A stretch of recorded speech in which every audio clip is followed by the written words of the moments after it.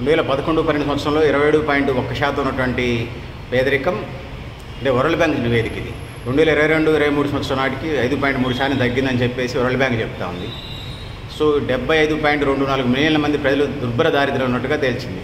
అదే దశాబ్దం క్రితం గణాంకాలను చూస్తే 344.47 మిలియన్ల జనాభా కడు పేదరికంలో జీవించినట్టుగా వరల్డ్ బ్యాంక్ చెప్తా ఉంది.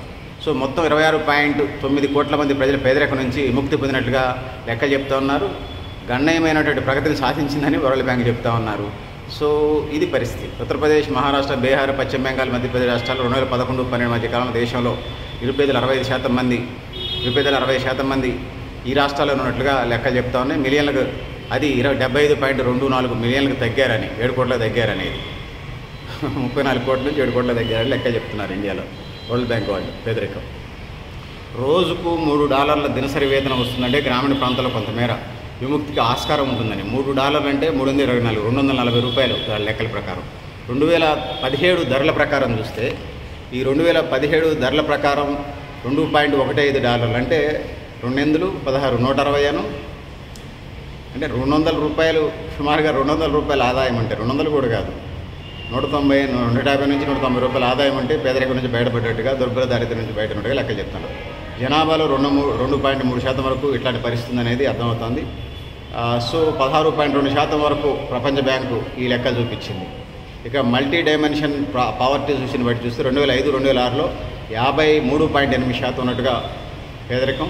2019-20 నాటికల్లా 16 అంటే 2005-6లో 53.8% ఉంటే 2019-2021 16.4% తగ్గిందనేది చెప్తున్నారు.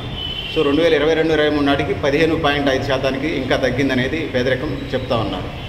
సో ఇది పరిస్థితి. గణనీయంగా జనాభా పెరగటం, పేదరికం పెరగటం కారణం అయితే ఆవాస్ యోజన, పిఎం ఆవాస్ యోజన, పిఎం ఉజ్వల యోజన, జన్ధన్ యోజన, ఆయుష్మాన్ భారత్ పథకాలు భారతదేశం మీద పేదరికం తగ్గడానికి కారణాలు చెప్తున్నారు. నాకు డౌట్ ఇవన్నీ. సో నిజంగా 80 కోట్ల మంది రేషన్ బియ్యం తీసుకుంటున్నారంటే ఇదంతా పేదలనే కదా. మీరు ఆరోగ్యశ్రీ కార్డులు ఏదైతే ఉన్నాయో ఆరోగ్యానికి సంబంధించింది, విద్యానికి సంబంధించింది రేషన్ కార్డుకి డిఫరెంట్ పెట్టండి. అసలు రియల్ పేదలు బయటకు వస్తారు. దాని గురించి ఎవడు పేదవాడు ఎవడున్నాడు, 50 కోట్లు ఉన్నోడు కూడా రేషన్ కార్డు తీసుకుంటాడు ఈ దేశంలో. ఎందుకంటే దరిద్రంగా మరొకటి ఉండదు. పెద్దల మిత్రులారా, భారతదేశ పేదరికం 100కి ఇప్పటికీ 40% పైగా ఉంది. ప్రపంచవ్యాప్తంగా కూడా ఈ పేదరికం రేషియాస్ అప్లై అవుతూ ఉన్నాయి.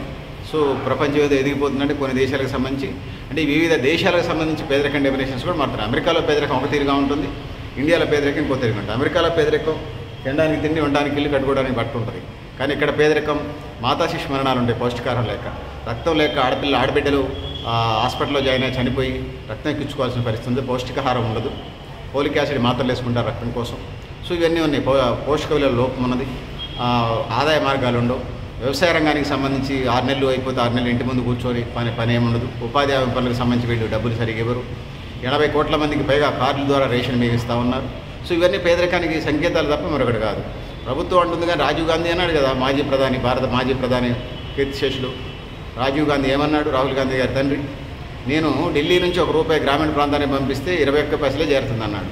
అంటే సాక్షాత్తు భారత ప్రధాని, మాజీ ప్రధాని అన్న మాటలు ఈ దేశంలో అవినీతి, ఆశ్రిత పక్షపాతం, బంధుప్రీతి, బ్యూరోక్రటిక్ విధానాల వల్ల ఈ దేశ ప్రజలు డెవలప్మెంట్ కాలేదని అర్థమవుతా ఉంది. సో సంపద సృష్టిస్తూ ఉన్నారు. $5 ట్రిలియన్ వైపు మనం పరిగెడతా ఉన్నాం. టాప్ 3 ఎకానమీకి ఇప్పటికే జపాన్ నెట్టేసి మనం టాప్ 4 ఎకానమీలోకి వచ్చాం. మనకంటే ముందు అమెరికా, జర్మనీ, చైనా మాత్రమే ఉన్నాయి. మనం 4వ స్థానంలో ఉన్నాం. కానీ నిజ అభివృద్ధి జరగలేదనేది మనకి స్పష్టంగా కనపడతా ఉంది. ఈ దేశంలో పెట్టుబడిదారుల యొక్క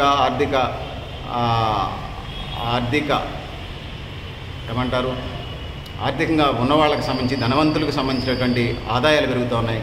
పేదలు మరింత పేదలవుతూ ఉన్నారు, ధనికులు మరింత ధనికులు అవుతున్నారు. దానివల్ల ఈ దేశం నిజాభివృద్ధి జరగట్లేదు, ప్రజల తలసరి ఆదాయం పెరగట్లేదు. ఈ దేశంలో రోజుకి 200 కూలికి పోయే వ్యక్తి ఉన్నాడు. ఈ దేశంలో ₹1 రోజుకు సంపాదించే వాళ్ళు ఉన్నారు. వీళ్ళిద్దరి ఆదాయాన్ని అగ్రిగేట్ చేసి వాళ్ళు చెప్తా ఉన్నారు, 50 లక్షల ₹100 ఇద్దరిని అగ్రిగేట్ చేస్తూ ఉన్నారు. ఒకళ్ళకి 50 లక్షల ₹100, ఇంకొకరికి 50 లక్షల ₹100 ఆదాయం ఉన్నట్టుగా నేషనల్ ఇన్కమ్ లేకపోతే జీడిపి, గ్రాస్ డొమెస్టిక్ ప్రోడక్ట్ చూపిస్తూ ఉన్నారు, లెక్కలు చెప్తా ఉన్నారు. సో నిజంగా ఒక వ్యక్తికి రోజు ₹1 వస్తున్నాయి, రెండో వ్యక్తికి రెక్కాడితే డొక్కడినటువంటి వాళ్ళు 200 కూలికి వెళ్తూ ఉన్నారు. సో ఇద్దరి ఆదాయాలు అగ్రిగేట్ చేస్తే సమానంగా ఉన్నప్పుడు ఇది దేశాభివృద్ధి అని చూపిస్తూ ఉన్నారు. ఇది నిజాభివృద్ధి కాదనేది మేము చెప్తా ఉన్నాం. ఇది నిజమైన అభివృద్ధి కాదు, ఇది దేశాభివృద్ధికి సూచిక తలమానికం కానే కాదు. ఈ లెక్కల వల్ల ఈ దేశ అభివృద్ధి నిజాభివృద్ధిని ఎవరు అనుకోరు. సో అందుకోసం నిజాభివృద్ధి జరగాలంటే దేశ ప్రజలందరికీ అభివృద్ధి ఫలాలు అందాలి. ఆ వైపుగా పాలక వర్గాలు రాష్ట్ర కేంద్ర ప్రభుత్వాలు ఆ వైపుగా అడుగులు వేయాలి, నిజమైనటువంటి అభివృద్ధికి బాటలు వేయాలి, ఆ విధంగా ముందుకు పోవాలి తప్పితే ఏదో కొద్దిమంది పెట్టుబడిదారుల బహుళజాతి సంస్థల ఆదాయాన్ని అగ్రిగేట్ చేసి సామాన్య ప్రజలది వాళ్ళది ఈక్వల్ చేసి కలిపి మేమేదో చేసేసినామనంటే బంది భోజనం పెట్టినట్టుగా అందరికి కలిపి బంది భోజనం పెట్టినట్టు భోజనం అప్పుడు మట్టికే ఉంటుంది. ఒక్క భోజనానికి ఒక్క రోజుకి సంబంధించి మిగతా మళ్ళీ ఎవరు కష్టం వాళ్ళు చేసుకోవాల్సింది. ఈ దేశంలో 12 సంవత్సరాలు అవుతుంది బీజేపీ వచ్చి, 12 రోజులు 24 కోట్ల ఉద్యోగాలు ఇస్తున్నారు. ఆ రోడ్డు మీద అడ్డా కూలీకి వచ్చి సుతారు పనికి అమాలి పనికి ఇట్లా పనికి పోయేటోళ్ళని కూడా వీళ్ళ అకౌంట్లో వేసుకుంటున్నారు ఉపాధి మార్గాలు చూపించినట్టుగా లేబర్ ఆఫీసర్లు. సో చాలా కామెడీగా ఉంది.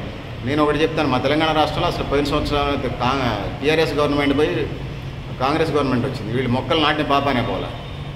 అరే నాయన 100కి 90% గత టార్గెట్లకి పోయినసారి 100% నాటితే సంవత్సరం 90% నాటినని చెప్తా ఉన్నారు. చాలా కామెడీగా అనిపించింది నాకైతే. సో అధికారులు వాళ్ళంతటా లెక్కలు పంపిస్తే గుండెద్దు చేలో పడ్డ సన్నంగా దున్నయిందంటే దున్నపోతుని కట్టేయండి అన్న సన్నంగా, దున్నపోతుకి పాలు పిసికే సన్నంగా ప్రభుత్వ లెక్కలు ప్రభుత్వ అధికారులు ఉన్నారనేది ఇక్కడ ఈ సందర్భంగా లెక్కలు చేస్తున్నారు. నేను అవసరం లేదు, మీరు గూగుల్లోకి వెళ్ళినా లేకపోతే ఆర్టీఐ కింద లెటర్ పెట్టినా దొరుకుతుంది. తెలంగాణ రాష్ట్ర ప్రభుత్వంలో గత లాస్ట్ ఇప్పుడు వనమహోత్సవం అంటున్నారు, వాళ్ళు హరితహారం అన్నారు టీఆర్ఎస్ వాళ్ళు, వీళ్ళు కాంగ్రెస్ వాళ్ళు వనమహోత్సవం అన్నారు. లాస్ట్ సీజన్లో ఎన్ని మొక్కలు నాటారు, ఈ సీజన్లో కూడా అన్ని లేవు మొక్కలు. నర్సరీకి వీళ్ళు డబ్బులు 50,000 నుంచి 2 లక్షలు ఇవ్వాలి, వీళ్ళు ఇవ్వలే. సో ఇట్లే ఉన్నాయి లెక్కలన్నీ. నేను ఈజీగా ఉంటుందని చెప్తా ఉన్నాను.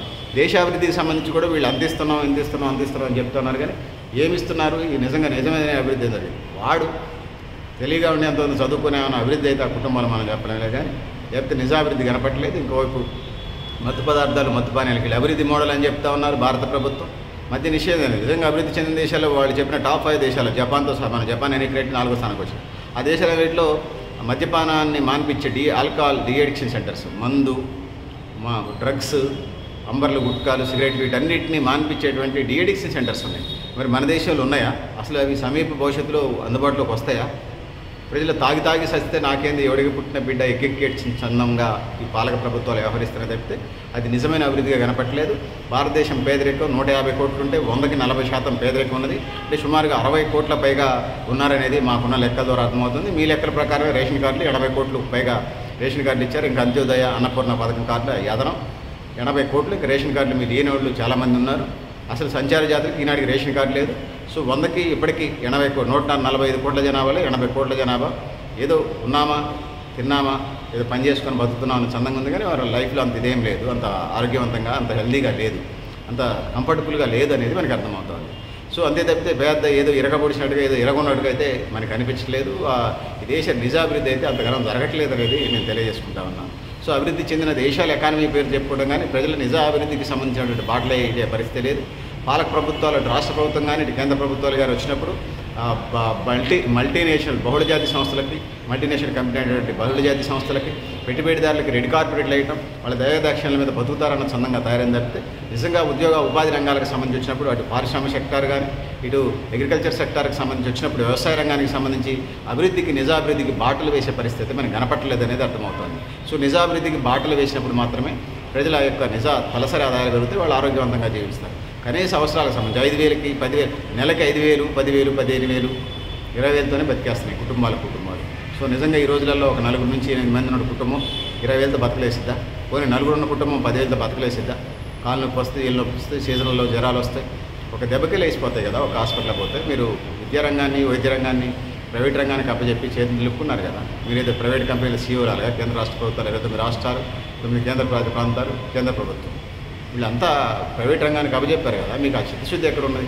ప్రజలకు సంబంధించిన లెక్క చెప్తూ ఉంటారు తప్పితే అంటే ప్రజలు ఎట్లా రియాక్ట్ అవుతారు అనేది ఎప్పుడు వాళ్ళు బంగ్లాదేశ్ లాగా శ్రీలంకలాగా తిరుగుబాట్లు వస్తాయన అట్లనే ఉన్నదని చెప్పేసి తెలియజేసుకుంటే పెద్దలారా మిత్రులారా, ప్రజల యొక్క నిజాభివృద్ధి పేదరికమైన సమాజం అన్ని రంగాల్లో ప్రజల యొక్క భాగస్వామ్యం ప్రజల సంపద సృష్టి అదే సంపద అంతా సమపంపిణీ సమాన అవకాశాల సమాజం కోసం తినడానికి తిండి ఉండడానికి ఇల్లు కట్టుకోవడానికి బట్ట విద్య వైద్యం ఉపాధి సమాన అవకాశాల సమాజం కోసం రాజ్యాధికారంలో పట్ట ఈ ప్రధానమైనటువంటి ఎజెండాగా నేను చెప్పదలుచుకున్నాను. పెద్దలారా మిత్రులారా మీరు కూడా మేము ఏ కామెంట్ బాక్స్లో నేను తెలియజేస్తూ నేను గరిడేపల్లి సత్యనారాయణ న్యూ లక్ష్య ఆర్గనైజేషన్ థ్యాంక్ యూ అన్న.